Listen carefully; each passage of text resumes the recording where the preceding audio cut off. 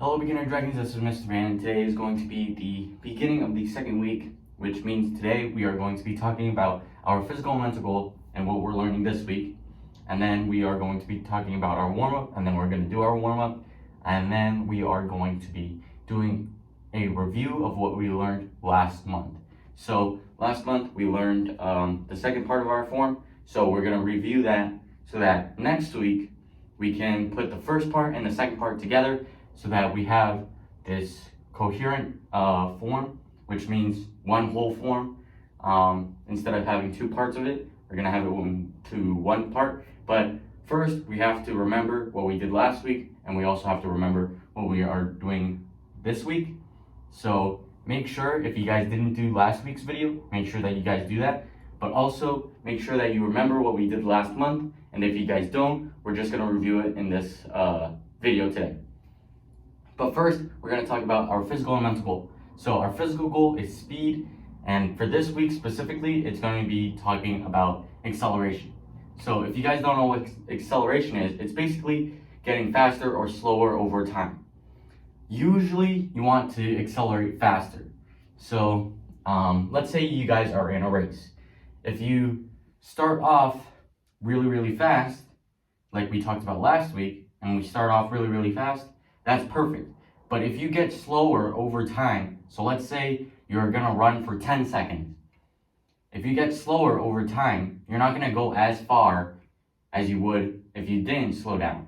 But if you get faster, you're gonna go even farther and be done with the race even faster than if you didn't slow down or if you didn't change your speed at all. So acceleration is basically changing your speed over time. So, like I said, when you're in a race, you accelerate by getting faster over time. So after a couple seconds, you're going to be faster than when you started, and stuff like that.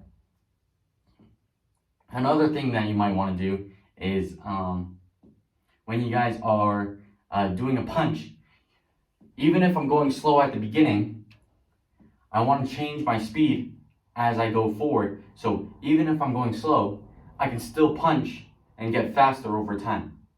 So that's just a regular slow punch. I'm not changing my speed. But over time, I'm going to change my speed and get a little faster. Stuff like that. So that's what acceleration is. Now, we are going to be talking about our mental goal, which is perseverance. And perseverance is basically not being able to give up. You don't want to give up. You don't want to quit. You can't give up on what your goal is.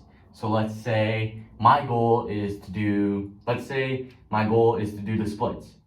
So if I try every single day and I can't do it, then I'm not going to give up. So I'm going to keep on trying until I eventually get the splits. But if I quit doing it, that means I failed and I didn't persevere. So I want to keep on doing it. I never want to give up, and I'm going to try and do the splits every single day because I want to persevere and I want to achieve my goal. But if I quit, I did not persevere, I just gave up, and that's not what perseverance is. So basically what I'm saying is, if you quit something, you could fail that goal. But if you persevere, you could fail the goal, but if you keep on doing it long enough, you're going to be able to do it eventually. So, I'm going to use my splits example again. So, a couple of years back, I couldn't do the splits at all. I couldn't even get close to the ground. So every single day, I stretched and stretched and stretched my legs, specifically behind the hamstrings, so that I could be able to do the splits. And eventually, I was able to do it. And I can do the splits, and it's pretty easy. But it's not as easy as I just stretched every day. I had to work out. I had to make sure that my muscles were loose enough so that I don't hurt myself or pull a muscle before I do the splits.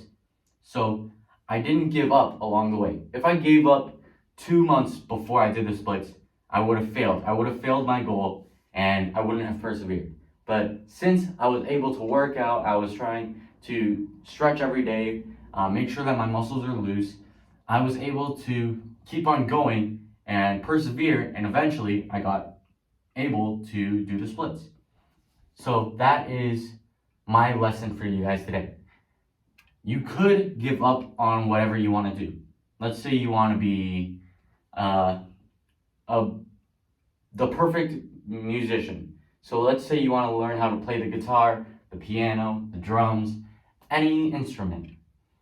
Maybe you even want to sing. But let's say you want to do that.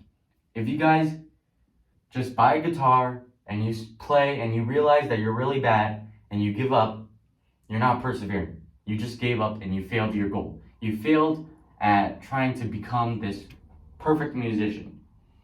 But if you don't give up and you look up YouTube videos on how to play guitar, or you sign up for guitar lessons, or if your mom or dad knows how to play the guitar and you ask them to teach you, that is perseverance by itself. You heard how bad you were in the beginning, but now you're trying to keep on going and not give up and trying to get better at the guitar. And eventually, you'll be able to play, let's say, Twinkle Twinkle Little Star. You'll be able to play that. And then eventually, you'll get to play your favorite song. And then you can play whatever song that you want, maybe. That just takes time, and you can't give up on yourself. Because if you do give up on yourself, maybe you won't even get to play Twinkle Twinkle Little Star. Maybe you won't be able to play your favorite song. Maybe you won't be able to play any song at all. That's because you didn't try enough. You didn't give it all you got. You gave up on yourself. So, in total, to succeed at something, to be able to do something, you have to push yourself to your limits and try and get better over time and not give up on yourself, or else you're never going to get to that goal.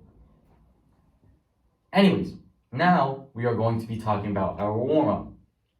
So this warm-up is a little workout, but it's also going to be a little hard for some of you guys. So don't be discouraged. Make sure that you persevere. Don't give up on yourself, but don't be discouraged if you can't do it all by yourself. Don't be discouraged if you feel like you can't do all 10.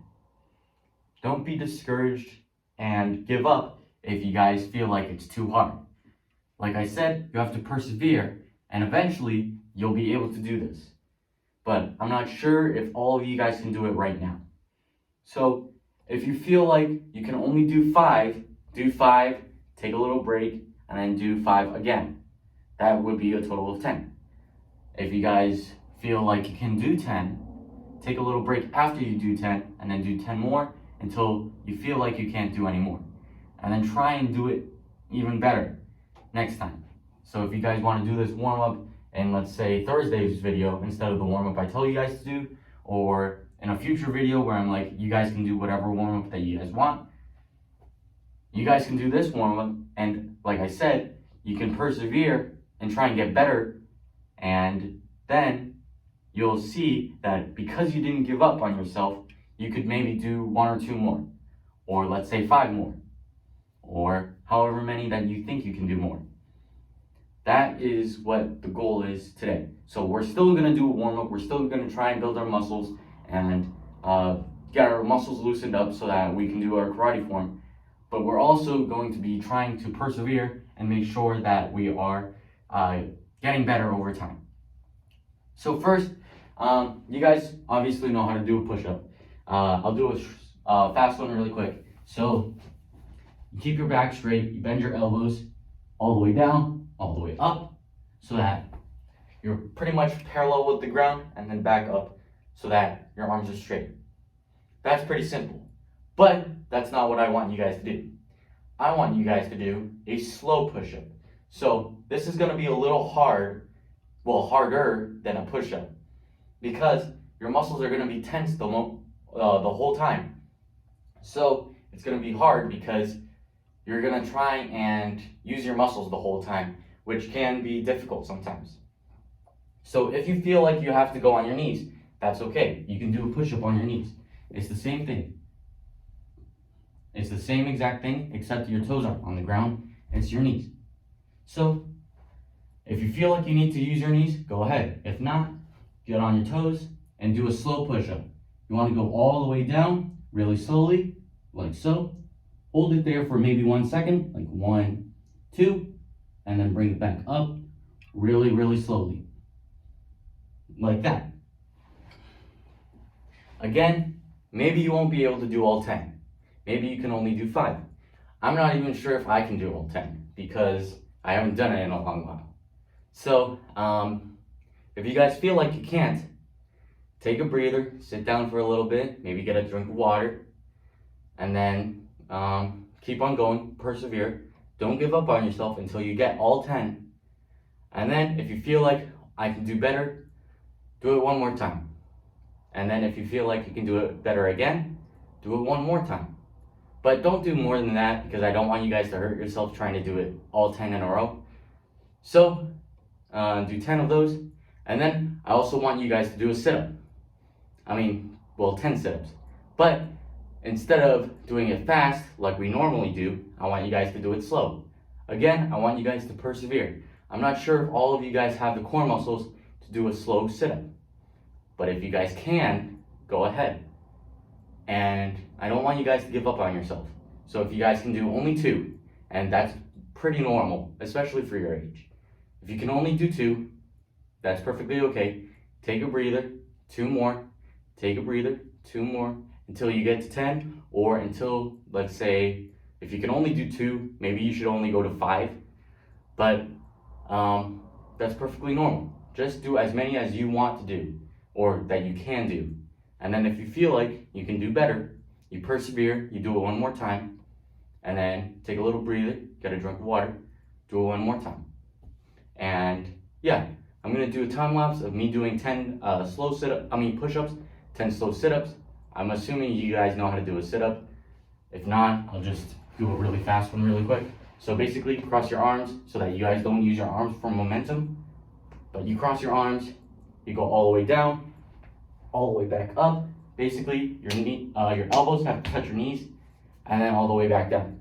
A slow one would basically be doing the same thing, but you do it very, very slowly, so that your core is tense the whole time, and you're building muscle. And again, like I said, if you guys can't do all 10 in a row, that's perfectly okay.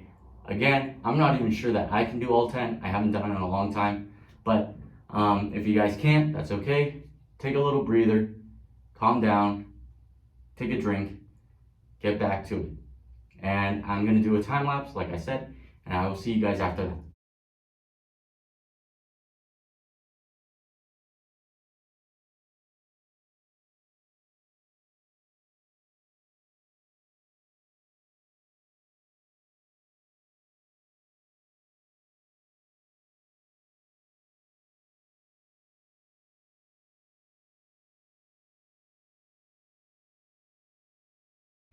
Alright, so I'm back. As you guys saw, I just did 1 set of our push-ups and sit-ups. I didn't do it for too long. It was probably maybe a minute and a half total, including the stretching. But yeah, so if you guys feel like you guys can't do the full 10 push-ups, you guys can do 5 and 5. Or if you guys feel like I can only do 2 and I don't want to do 5 sets of 2, maybe just do 2, then 1, or 2, then 3. And then if you guys feel like you guys can do maybe 3, then 2, or 4, then 1, or all 5 in one sitting, or I guess 1 push-up, then you guys can do it again. Make sure that you guys can do it all persevering, making sure that you don't give up, and you guys can try and get better over time. As you guys saw, I just did a stretch. I do it after the warm-up because let's say I do something that's too strenuous or it's too much out of my range. So if I kick too high or I do it too fast or something like that, I won't pull a muscle or I won't tear something. I will just feel a little bit of pain, but that's about it. So I would stretch after the warm-up, but If you guys feel like you guys want to just get this over with, I want to just do my form and then stretch, that's perfectly okay too. You guys can stretch after your form. You're going to get more flexible either way, but I do it because I don't want to pull something if I'm doing a kick too fast, or if I'm kicking too high, or if my punch, I overextend, something like that. I don't want that to hurt me. So if you guys want to stretch now, pause the video. If not, just do the rest of the video. Make sure that you don't hurt yourself, and then stretch afterwards, because again, that makes you more flexible. And if you're more flexible, you can kick someone in the head, which a lot of people don't expect. They expect you to punch you in the head. So if you want to kick someone in the head, that's pretty good flexibility. So make sure that you stretch. But anyways, as I said in the beginning of class, after we do our warm-up, I want to do our second part of our form. So we're going to start off with our right leg on the ground in a knee position. So right knee down, left leg up. So simple as that. Now we're going to do 2 cat spots, starting with our right, then with our left. So cat spot, cat spot. We're going to do a touchdown. So touch your ear, back down, touch down. We're going to do a twist and punch, making sure that our punch is vertical. And I explained this a couple weeks back, but if you guys don't understand why, I'll explain it later. But twist and punch, front punch. So we're doing it with our left hand now, bring back our right hand, and then we're going to put our right hand near our ear and chop someone in the neck. So big chop. Pretty simple. So now I'm just going to give you some details. Again, this is all review. You guys should know this part of the form already. Now I'm just giving you a little details. You can pick out 1 or 2 that you want to work on specifically, but I don't expect you to know all of these details. I just want you guys to have the basic motion of the form so that you guys have it laid out and ready for next week. So for our cat paw, make sure we're hitting with the bottom of our palm. So this is called the palm heel. It's like our heel of our foot. So this is our heel of the foot. It's basically the bottom of our heel. Bottom of our palm, because that's a hard part. And if you're hitting something really, really soft, like the bicep, the neck, the chin even, you're gonna hurt them more than they would hurt you. And that's pretty good, because you don't want someone that's trying to hurt you to not feel what you're doing to them, because if they don't feel what you're doing to them, they might get to you. So you want to hit with that hard spot, so that if you're hitting something soft, it's going to hurt a lot. Now, I said I would explain why our punches are vertical and not horizontal, and now I'm going to get to it. I did it in a couple weeks prior to this. I don't remember what week it was, but basically I explained the philosophy of the application, basically. The application of your martial art, which is American Kempo, if you guys don't know what that is.